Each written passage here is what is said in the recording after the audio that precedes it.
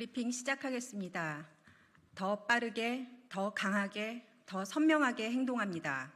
조국혁신당 대변인 배수진입니다.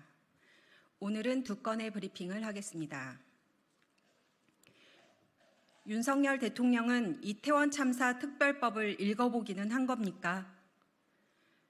어제 윤석열 대통령은 이재명 더불어민주당 대표와 만나 이태원 참사 특별법을 언급했습니다. 이태원 참사 특별법 수용 요구에 대해 윤 대통령은 무조건 반대는 아니다. 민간 조사위의 영장 청구권을 해소하고 논의를 하자는 취지로 말했다고 합니다. 윤 대통령은 특별법을 제대로 읽거나 보셨는지 의문입니다. 법에는 조사위 영장 청구권이 아니고 영장 청구 의뢰권이 규정되어 있습니다. 이는 조사위가 관할 지방검찰청 검사장에게 영장 청구를 의뢰할 수 있게 한다는 겁니다. 이태원 참사의 진상 규명에 필요한 자료나 물건을 가지고 있는 사람 등이 정당한 이유 없이 조사위원회에 제출을 거부할 때의 말입니다. 강제 조사권이 없는 조사위의 실효적인 활동 보장을 위해 검사의 협조가 필요해서입니다. 영장 청구권은 여전히 검사에게 있습니다. 의뢰를 받은 관할청 검사는 영장을 청구하여야 하고 영장 청구를 하지 않을 때에는 서면으로 그 이유를 통보하도록 하는 정도의 부담만 주었습니다. 그런데 윤석열 대통령은 이 조항을 딱 집어 법리적인 문제가 있는 독소 조항인 것처럼 지적했습니다. 영장 청구 의뢰 조항은 새로운 것이 아닙니다. 이미 사회적 참사 진상규명법에도 들어가 있습니다.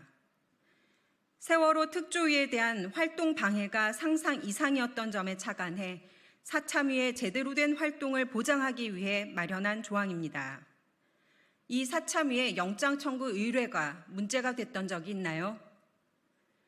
윤 대통령의 어제 발언은 결국 이태원 참사가 제대로 조사되기를 바라지 않는 마음만 드러낸 것입니다. 재의결을 앞두고 여당에게 부결을 주문한 것과 다름없습니다. 윤 대통령은 그리고 대통령실은 어제 만남을 속타는 마음으로 보고 계셨을 이태원 참사 피해자와 유족분들은 안중에도 없습니까? 조국혁신당은 제21대 국민의힘 의원님들께 요청합니다. 이태원 참사 특별법을 통과시켜 주십시오. 조사위의 실질적 활동을 보장할 수 있는 영장 청구 의뢰권을 포함해 주십시오. 총선의 민심을 엄중히 받아들여 주십시오. 다음입니다. 김건희 여사 명품백 수수는 부정할 수 없는 팩트다. 활동 종료를 앞둔 선거방송심의위원회의 존재 목적은 김건희 여사 지키기였음이 다시 한번 증명됐습니다. 법원은 MBC가 지금까지 선방위, 방심위 징계에 제기한 효력정지 7건을 모두 받아들였습니다. 공정성과 객관성을 잃은 것은 방송사가 아니라 선방위와 방심위라는 점을 법원이 확인해 준 것입니다. 이러한 상황에도 아랑곳하지 않고 선방위는 29일 MBC 탐사기획 스트레이트에 세계가 주목한 디올 스캔들, 사라진 퍼스트 레이디 방송분에 대해 관계자 징계를 의결했습니다. 기존 선방위, 방심위의 정치적 심의 의결 방식을 그대로 본떠 민원을 이유로 한 결정입니다. 국민은 의아합니다.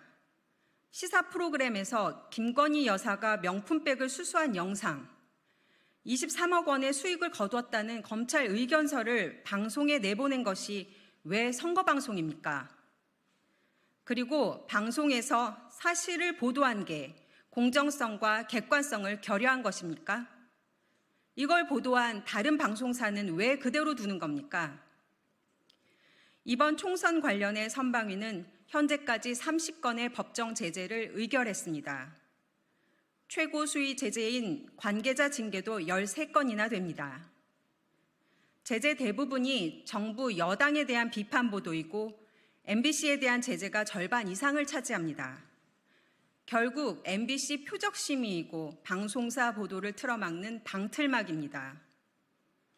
과연 선방위는 무엇을 막고 싶었길래 무리수를 두는 겁니까? 결국 MBC에게 김건희 여사 방송을 아예 못하도록 하려는 것 아닙니까? 선방위가 아무리 김건희 여사 관련 보도를 제재해도 명품백을 받았다는 사실을 가릴 수는 없습니다. 기자들이 말하는 팩트입니다. 주가 조작으로 23억 원을 벌었다라는 검찰 판단까지 숨길 수 없습니다. 선방위에 경고합니다. 틀막하다 망하는 건 선거뿐이 아닙니다. 조국혁신당은 합니다. 제22대 국회에서 선방위의 불공정 심의를 철저히 따지겠습니다. 언론의 자유를 억압하는 세력에 맞서 싸우겠습니다. 이상입니다. 감사합니다.